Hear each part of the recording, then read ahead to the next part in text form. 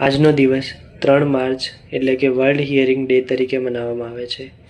નમસ્તે મિત્રો, જય શ્રી રાધે કૃષ્ણ. હું ડૉક્ટર અનિલ, હોમિયોપેથિક ફિઝિશિયન.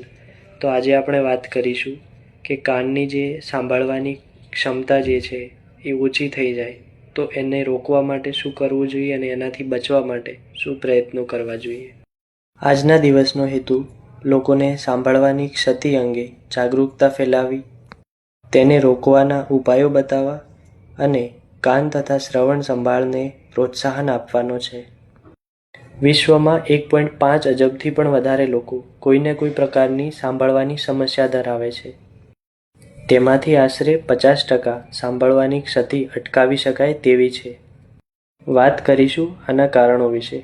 તો વધુ પડતા અવાજના સંપર્કમાં રહેવું, એટલે કે કોઈ મશીનોના અવાજ હોય, હેડફોનના અવાજ હોય, વધારે પડતું ડીજે સાઉન્ડ વાગતું હોય, વાહનોના હોર્ન, વેલ્ડિંગ મશીનનો અવાજ, કોઈ કંપનીમાં કામ કરતા હોય એમાં મોટા મોટા મશીનોનો જે અવાજ હોય, ખેડૂતો જો ટ્રેક્ટર ચલાવતા હોય એ ટાઈમે અમુકવાર ઘણો એવો અવાજ આવતો હોય, કાનનું કોઈ પણ પ્રકારનું ઇન્ફેક્શન હોય, ઉંમરની સાથે જે સાંભળવાની ક્ષમતામાં ઘટાડો થવો, ડિલિવરી વખતે કોઈ ક્ષતિ પહોંચી હોય તો એના કારણે ઓછું સંભળાતું હોય, કેટલીક દવાઓથી થતી અસરો હોય, અથવા તો કોઈ બીપી અથવા શુગર લાંબા ટાઈમથી હોય તો એને પણ આગળ જઈને કાનની સાંભળવાની ક્ષમતામાં ઘટાડો થઈ શકે છે.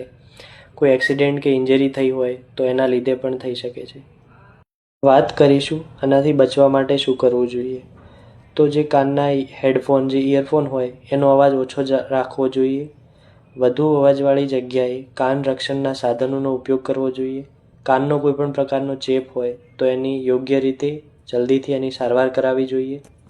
નિયમિત કાનની તપાસ કરાવવી જોઈએ અને કાનમાં કોઈ અનનેસેસરી વસ્તુ ના ઘુસાડવી જોઈએ. જો તમે સારી રીતે સાંભળી શકશો તો એને સારી રીતે સમજી શકશો અને તમારા જીવનમાં ઉતારી શકશો. એટલે જ તો ખોટું ના સાંભળતા સાચું સાંભળજો અને એનો જીવનમાં અમલ કરજો. ધન્યવાદ.